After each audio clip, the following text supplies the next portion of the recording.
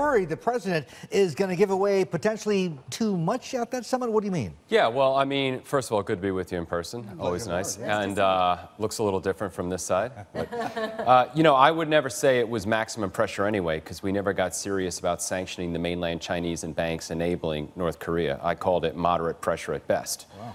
But, you know, in sports, just when you're going toward the final whistle and you're up, that's not when you let your foot off the gas. That's when you really put throttle down. You got to press, yeah. And if Trump's theory that it's sanctions that got Kim to the table, and that could be some of it, I'm not really sure, because anybody who really knows isn't talking anyway. Why would you let up just now and kind of reward before you've gotten anything? So that does concern me. But he has got certain things, has he not, from Kim already? Such as? When you look at the fact that parts of, well, we believe that part of the nuclear sites have now been dismantled. Well, plus those prisoners went back to the States, those 3 Americans. Well, 5 Americans came out under Obama. They shouldn't have been in jail in the first place. I didn't like Trump thanking Kim Yo-chung, the gentleman who visited the White House last week, who himself should be in jail for mass murder for the Cheonan sinking and Yongbyon Island shelling, not to mention the Sony hack. So we shouldn't have thanked Kim for that.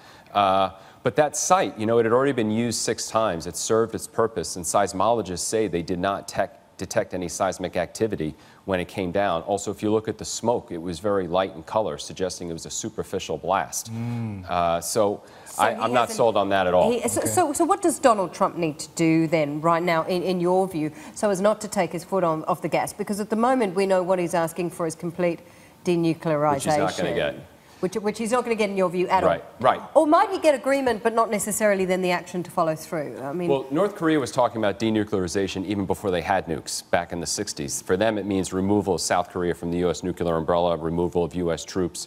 But the idea that Kim would give up all his nukes is just far-fetched. My fear is he gives up a few, and Trump, in return, take some troops out of South Korea, which would portend the eventual end of South Korea as we know it, and also remove a major tripwire to potential mainland Chinese expansion in Northeast Asia. So I'll tell you what, realistically, you know, come to the end of that meeting, that summit, if and when it does actually eventuate on the 12th, when they walk out of the room and go their separate ways, what can we realistically expect, do you think?